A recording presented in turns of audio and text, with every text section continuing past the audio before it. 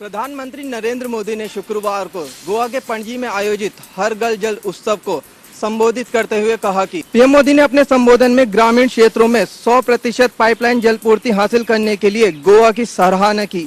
PM Modi ने कहा, भारत का विकास स्वच्छ भारत अभियान से जुड़ा है। जल सुरक्षा समय की मांग है और आज देश में 100 करोड़ ग्रामीण परिवारों को पाइप के माध्यम से स्वच्छ पानी की सुविधा से जोड़ा जा चुका है। यह हर घर में पानी पहुंचाने के सरकार के अभियान की एक बड़ी सफलता है।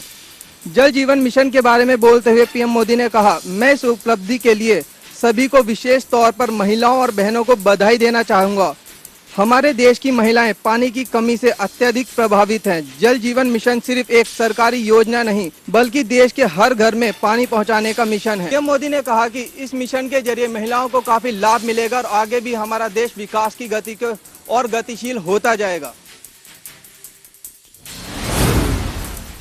दिल्ली पुलिस और जम्मू कश्मीर ने एक संयुक्त अभियान चलाया जिसमें उन्होंने हवाला कारोबारियों पर चोट की। दरअसल दिल्ली के ही मीना बाजार में स्थित एक कारोबारी पर ये शिकंजा कसा है और मोहम्मद यासीन नाम के एक कारोबारी को गिरफ्तार भी कर लिया गया है। उस पर आरोप है हवाला का पैसा इधर से उधर करने के। दरअसल मोहम्मद यासीन को गिरफ्तार कर लिया गया है 10 लाख रुपए तक का हवाला पैसा जमा करने के लिए। आपको बता दें कि ये वही हवाला पैसा है जिसको माना जाता है कि विदेशों से ये भारत में फंडिंग की जाती है टेरर फैलाने के लिए। अब इसका इस्तेमाल टेरर फंडिंग में की जाती है तो वहीं टेरर किलिंग करने के लिए भी की जाती है और उसके साथ ही पत्थरबाजी तक में इसका इस्तेमाल किया जाता है। अब इसी पर सेना ने चोट की है। इसको लेकर दिल्ली पुलिस ने काफी कुछ इंतजाम पहले से कर रखे थे। जैसे उनके पास सूचना मिली वहीं जम्मू कश्मीर पुलिस का भी इसमें इस्तेमाल किया गया और इस पर शिकंजा कसा गया है। मोहम्मद यासीन की माने तो पूछताछ में उसने काफी बड़े बड़े खुलासे किए हैं। उसका कहना है कि दक्षिण अफ्रीका से ये पैसा आता था और इससे पहले भी कई बार आ चुका है और लाखों की कीमतों में ये पैसा आता था और करीब 2 पार्सल्स में ये पैसा आता था हमेशा। और ये सीधा भारत के दिल्ली और मुंबई और इसके साथ ही सूरत जो शहर है उनमें लैंड होता था, वहां से जाकर ही जम्मू कश्मीर में जाता था। चाहे कहीं से भी पैसा दुनिया में आए, जाना ही जम्मू कश्मीर में था, क्योंकि जम्मू कश्मीर में लगातार अलगाववादी जो ताकतें हैं वो अपने आप का परचम लहराने में लगी रहती हैं, लेकिन उन पर सेना भी शिकंजा कसती रहती है। अब इसमें दिल्ली पुलिस का भी रोल सामने आया है। अब ऐसे में देखने वाली बात है कि हवाला क्या होता है। दरअसल हवाला जो होता है बिना पैसे को हिलाए जुलाए कहीं भी एक जगह से दूसरे स्थान तक पहुंचाना होता है। अब इसका इस्तेमाल कई बड़े नेता भी करते हैं, कई कारोबारी भी करते हैं और खास तौर पर आतंकी भी करते हैं।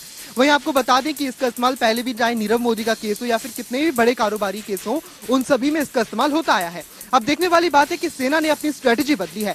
वो सिर्फ आतंकियों पे वार नहीं करती, बल्कि देश की और भी एजेंसियों के साथ मिलकर उनके ऑपरेटरों पर वार करती है। अब देखना ये होगा कि कितने भी ऑपरेटर्स हैं, क्योंकि ये भी एक तरह से स्लीपर सेल की सूची में आते हैं, क्योंकि पीछे से घुसकर मारने की इनकी हमेशा फिराक रहती है। ऐसे में देखने वाली बात है कि आखिर ये और कितने निकलेंगे और कितने जयचंद भारत के अंदर से ही निकलेंगे। दिल्ली के उप मुख्यमंत्री मनीष सिसोदिया के घर आज सीबीआई ने रेड मारी। हालांकि इसकी जानकारी पहले से ही मुख्यमंत्री अरविंद केजरीवाल लगातार लोगों को देते हुए आ रहे थे और ये बता रहे थे कि जल्द ही मनीष सिसोदिया के ऊपर सीबीआई अपना शिकंजा जो है वो कसने वाली है। हालांकि सीबीआई रेड के बाद मनीष सिसोदिया ने भी ट्वीट कर ये बताया कि किस तरह से उनके घर छापेमारी की जा रही है और वह डरते नहीं है, क्योंकि उन्होंने लाखों बच्चों के लिए स्कूल बनाए हैं, क्योंकि शिक्षा मंत्री भी हैं। और साथ ही बता दें कि जिस तरह से दिल्ली के मुख्यमंत्री अरविंद केजरीवाल ने भी प्रेस कॉन्फ्रेंस की, इसी को लेकर उन्होंने कहा कि दिल्ली का मॉडल जो है वो हमेशा से ही हर किसी का पसंदीदा रहा है, फिर चाहे वो देश हो, दुनिया हो, फिर चाहे वो विदेश ही क्यों ना हो। और आपको बता दें कि जिस तरह से द न्यूयॉर्क टाइम्स में भी उन्होंने जिक्र करते हुए बताया कि मनीष सिसोदिया की फोटो आई है, दिल्ली मॉडल की चर्चाएं हो रही हैं बाहर, तो किसी तरह से इन्हें फ्री भी नहीं बोला जा सकता है। साथ ही आपको बता दें कि राघव चड्ढा ने भी मनीष सिसोदिया के ऊपर हुई सीबीआई रेड को लेकर एक प्रेस कॉन्फ्रेंस की और उन्होंने बताया कि जिस तरह से सीबीआई, ईडी, आईडी, कोई सा भी डिपार्टमेंट हो, कोई सी भी एजेंसी हो, सब बीजेपी की ही है। तो एक तरह से मनीष सिसोदिया के घर किसी एजेंसी ने छापा नहीं मारा है, बल्कि बीजेपी ने खुद छापा मारा है। और उन्होंने ये भी कहा कि पंजाब इलेक्शन के बाद जब से अरविंद केजरीवाल पंजाब में जीत कर आए हैं, तब से ही मोदी सरकार डरती है, क्योंकि मोदी सरकार के साथ अब अगर कोई सरकार खड़ी है कंधे से कंधा मिलाकर तो वो है केजरीवाल सरकार। इसलिए वह हर किसी का जिम्मा सिर्फ केजरीवाल पर ही डालते हैं। इसलिए अब वह चाहते हैं कि जल्द से जल्द केजरीवाल की जो लहर है वो खत्म हो जाए, और वो नहीं होगी, ऐसा राघव चड्ढा ने बयां किया है। साथ ही आपको बता दें कि जिस तरह से मनीष सिसोदिया के ऊपर ये सीबीआई की रेड हुई है और उन्होंने ये बयां किया है कि हम कोर्ट जाएंगे, तो देखना दिलचस्प होगा कि आखिर कोर्ट में क्या कुछ होता है। क्या सच में मनीष सिसोदिया आरोपी है या फिर उनको फंसाया जा रहा है।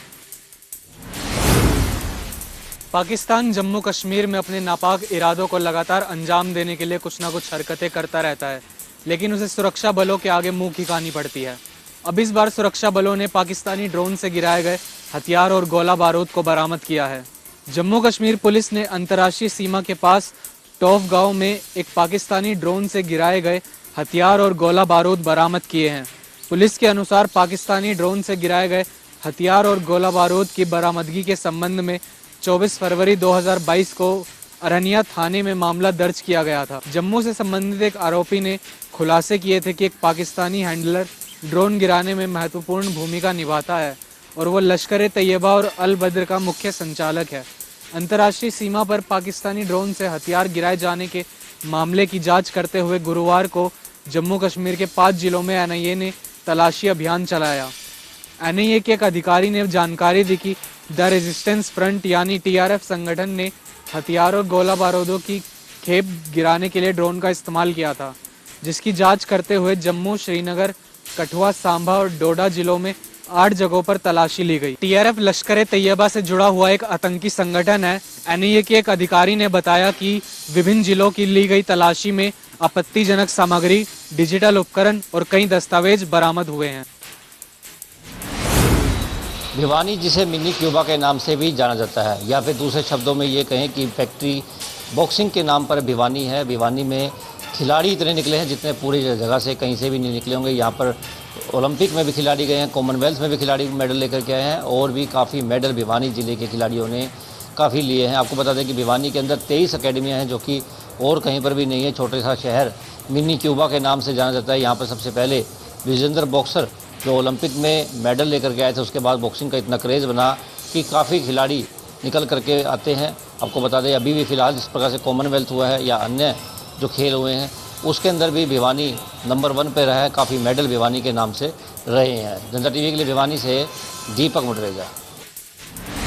तो ऊना में भी आज भगवान कृष्ण के जन्मोत्सव की धूम जो है वो साफ तौर पर देखने को मिल रही है। यहाँ पर जगह जगह इस प्रकार की झांकियाँ जो हैं वो बनाई गई हैं। भगवान कृष्ण के स्वरूपों को यहाँ पर दिखाने का प्रयास किया गया है। अगर आपको बता दें कि ये ऊना के एमसी पार्क में बिल्कुल यहाँ पर छोटे छोटे बच्चे या जितने भी यहाँ से राहगीर गुजर रहे हैं भगवान कृष्ण के दर्शन कर रहे हैं और इस उत्सव को बड़ी ही धूमधाम से मनाने का यहाँ पर जो है एक कार्य जो है वो किया जा रहा है। मैं आपको बता दूं कि यहाँ पर ब्रह्म कुमारी आश्रम द्वारा ये एक छोटी सी झांकी जो है भगवान कृष्ण को दर्शाती हुई यहाँ पर बनाई गई है। और यहाँ पर आप देख सकते हैं किस प्रकार गोपियों के संग रास नचाते हुए यहाँ पर जो बांके बिहारी हैं वो दिखाई दे रहे हैं। और उसके साथ साथ यहाँ पर झरनों का दृश्य बनाया गया। यहाँ झरने जो हैं वो लगाएंगे, यहाँ छोटे छोटे फाउंटेन लगाए गए हैं। और ये देखिए वहाँ पर साथ में जंगल में विराजमान जो हैं बांके बिहारी और साथ में राधा मैया, तो वो भी दृश्य आप साफ तौर पर यहाँ पर देख सकते हैं। कुल मिलाकर अगर देखा जाए तो आज पूरे हिमाचल प्रदेश में इसी पर्व को बड़ी धूमधाम से मनाया जा रहा है। अभी अगर बात करें हिमाचल प्रदेश के गवर्नर की, तो उन्होंने भी यहाँ पर जो है आज के दिन को लेकर सारी जनता को, पूरे प्रदेशवासियों को जो जन्माष्टमी है उसकी हार्दिक शुभकामनाएं दी हैं। आज जन्माष्टमी का त्यौहार है जो कि बड़ी धूमधाम से मनाया जा रहा है। पूरे देश में जन्माष्टमी के त्यौहार पर मंदिरों को भव्य तरीके से सजाया गया है। रोहतक के दुर्गा भवन मंदिर में कृष्ण की लीला का व्याख्यान किया गया है और लगभग 25 झांकियां निकाली गई हैं, जिसमें कृष्ण की अलग अलग आकृतियां दिखाई गई हैं। हालांकि मेन बात ये रही कि इस मंदिर में इलेक्ट्रॉनिक झांकियां निकाली गई हैं जो कि बिजली से चलती हैं और उन्हें देखने के लिए दूर दूर से लोग आ रहे हैं। हालांकि देर शाम भजन कीर्तन भी किए जाएंगे और जिसको देखते हुए लोगों में काफी उत्साह दिखाई दे रहा है। हालांकि लोगों का कहना है कि कृष्ण जन्म पर कुछ महिलाएं व्रत भी रखी हुई हैं और मनोकामनाएं करती हैं कि भगवान सुख शांति रखे। ऐसे में कोविड के दौरान अब की बार 2 साल में यह कृष्ण जन्माष्टमी बड़ी धूमधाम से मनाई जा रही है। पिछले 2 साल से कोविड के दौरान ये जन्माष्टमी नहीं मनाई जा रही थी, लेकिन अब की बार लोगों में काफी उत्साह देखने को मिल रहा है, जिसको देखते हुए पुलिस प्रशासन भी पूरी तरह से अलर्ट हो गया है। फतेहाबाद के शिव चौक में एक बुजुर्ग महिला की बालियां तोड़ फरार हुए युवक को फतेहाबाद पुलिस ने आज गिरफ्तार कर लिया है। पकड़े गए युवक की पहचान टोहाना निवासी रोहन के रूप में हुई है। शहर थाना प्रभारी ने बताया कि 2 दिन पूर्व एक बुजुर्ग महिला द्वारा उन्हें शिकायत दी गई थी, जिसमें बताया गया था कि वह फतेहाबाद के नागरिक अस्पताल से दवाई लेकर लौट रही थी। वहीं एक युवक द्वारा उनका पीछा कर कानों की बालियां तोड़ फरार हो गया था, जिसे आज गिरफ्तार कर लिया गया है। बता दें कि रोहन ने ये बालियां 17,000 रुपए में बेच दी थी और पुलिस ने इन बालियों को रिकवर कर युवक को आज कोर्ट में पेश किया है। अंबाला में एक युवक ने अपनी पत्नी की बेवफाई से तंग आकर आत्महत्या कर ली। पति अपनी पत्नी और उसके आशिक की प्रताड़ना से इतना परेशान हो चुका था कि उसने घर में ही फंदा लगाकर अपनी जीवन लीला समाप्त कर दी। बताया जा रहा है कि 32 वर्षीय अरुण की शादी 2 वर्ष पहले मेरठ की रहने वाली लक्ष्मी के साथ हुई थी। 2 माह बाद ही उसे अपनी पत्नी के अफेयर की जानकारी मिली। उसके बाद उसने अपनी पत्नी और उसके आशिक को समझाने की कोशिश भी की, लेकिन कोई फायदा नहीं हुआ।